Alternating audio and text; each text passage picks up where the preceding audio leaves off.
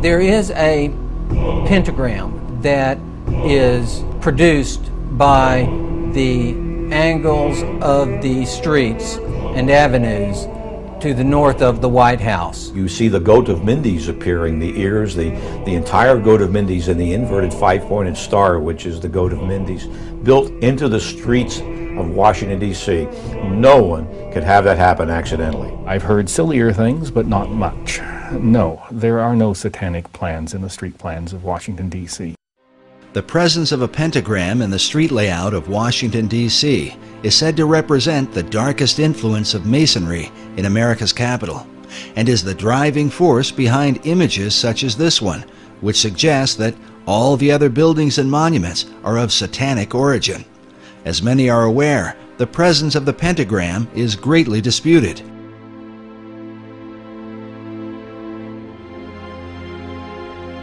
During the Middle Ages, the pentagram was a symbol of good luck and protection when used by those who practice magic.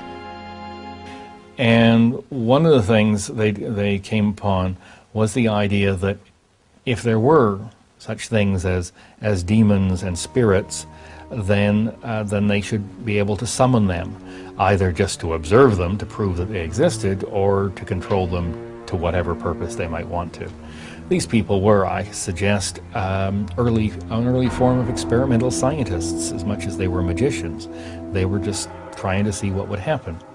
And one of the things they decided to do is if they were going to call up a spirit or a demon in a specific place, they'd draw a circle, and then they would put pentagrams at the corners as a warding sign to protect them from whatever danger that demon might pose to them.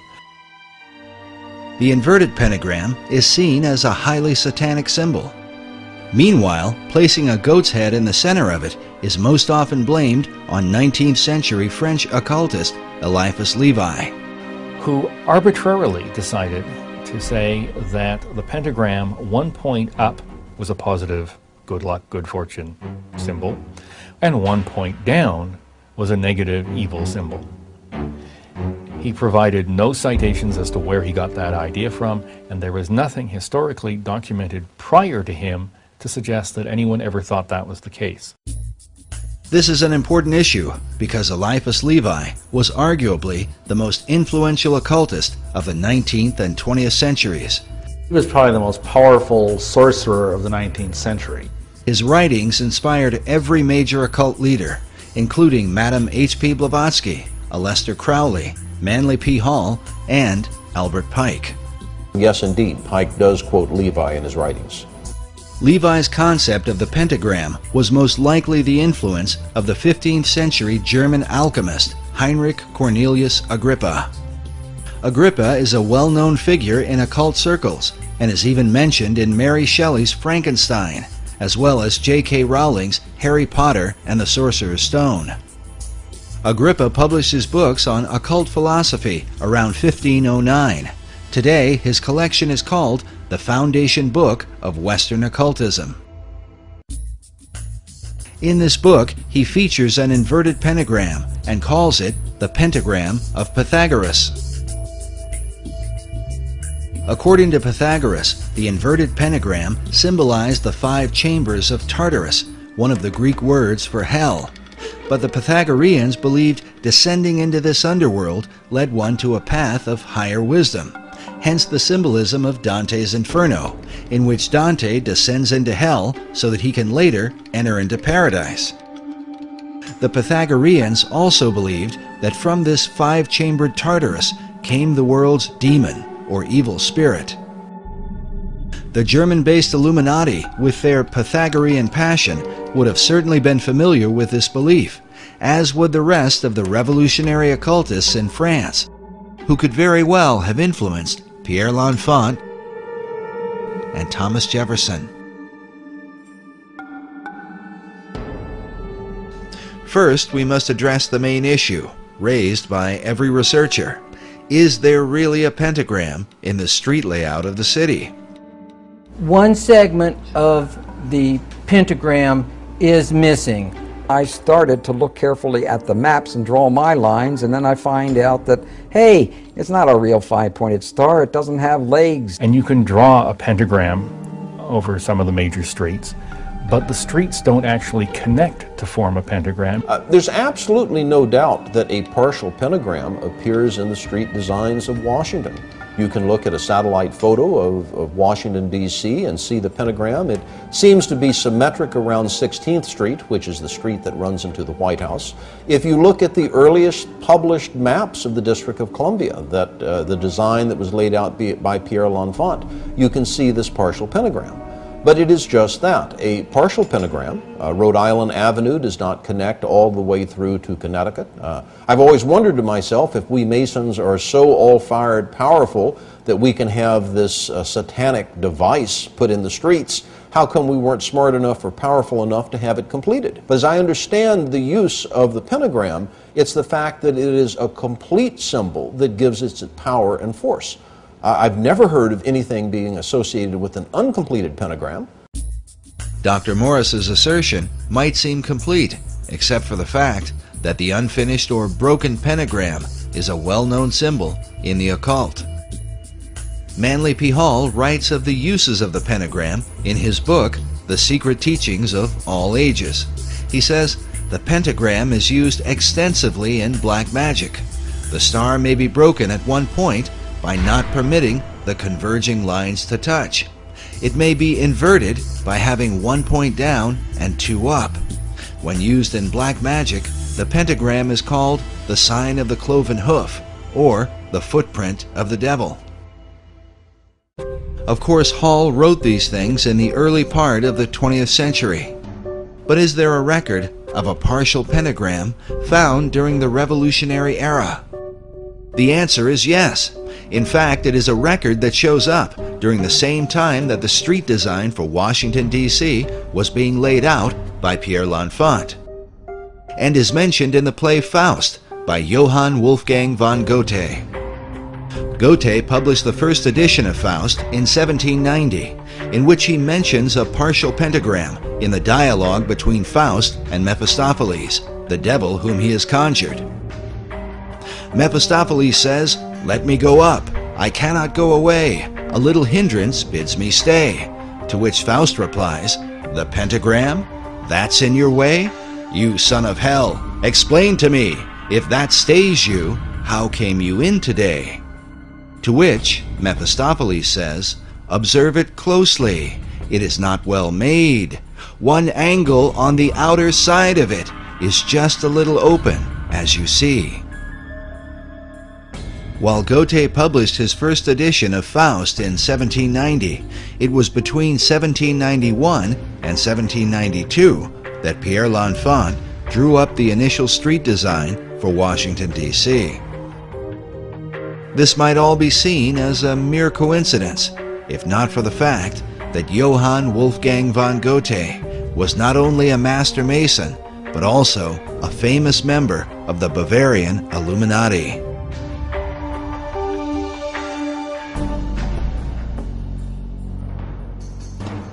The Builder magazine, a Masonic publication, in September 1923, said of Goethe that it is no wonder that German Freemasons point with pride to his connection with their order. After he became a member in 1780, he accomplished no great work which did not ring in Masonic accord. He completed nothing which did not lead back to a Masonic origin. Meanwhile, Masonic author Michael Bagent writes that Goethe not only depicted a Faust figure, he was himself a Faust figure, an adjunct of his own personal Hermetic quest.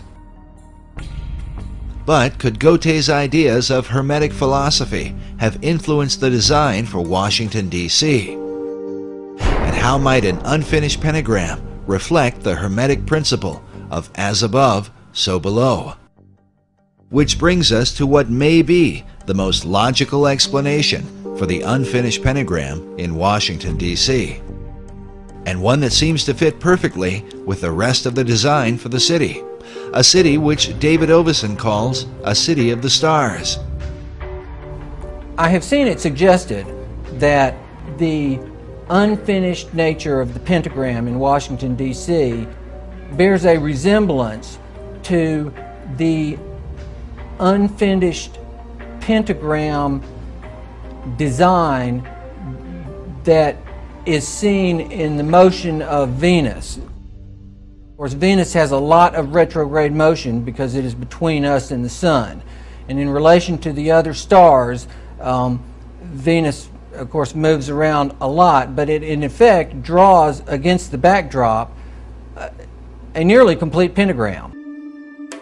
The cycles of Venus rotating around the Sun happen over an 8-year period, during which Venus hits 5 points in the heavens, which form the outline of a pentagram. The female aspect of Venus is the celestial Virgin, which David Oveson argues was the chief inspiration for aligning Washington, D.C. with the stars. It would support his theory that there was an intentional astronomical relationship in the layout of the city. In fact, Oveson mentions this motion of Venus, relating it to the 5-petaled flower, many of which appear throughout Washington, D.C., which represent the path of Venus as shown in this drawing from a well-known book on astronomy from the 18th century. Now, what about the broken pentagram? Most astrologers plot the 8-year course of Venus in relation to the zodiac, and their diagrams look like this. But according to Theosophic author David Pratt, this is not entirely correct.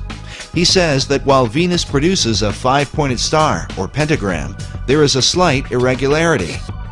For the pentagram is not completely closed, there being a difference of 2 days at the top, which could mean that the broken pentagram of Venus might look something like this.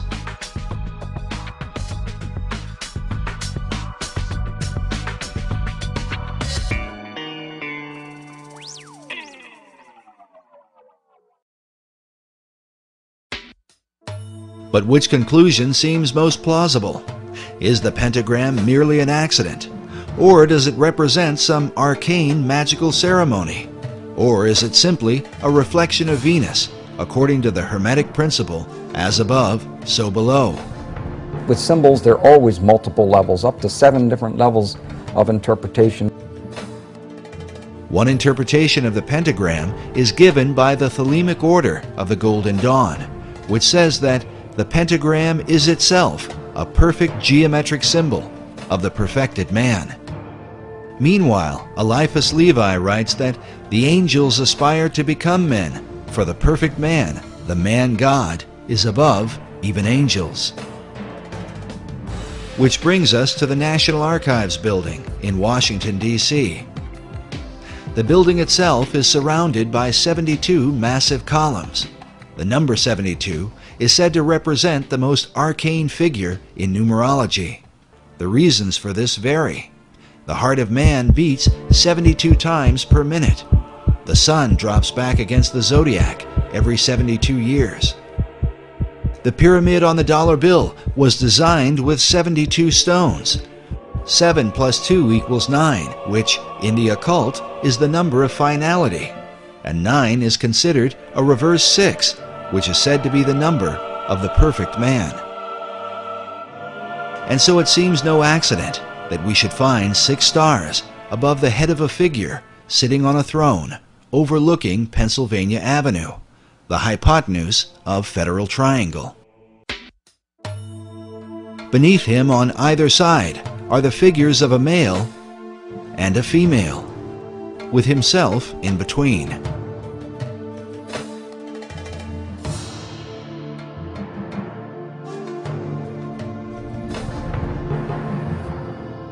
Manly Hall wrote about America's assignment with destiny, while FDR spoke of her rendezvous with destiny. Is it any wonder, then, that according to the National Archives, the figure on a throne overlooking Pennsylvania Avenue is named Destiny?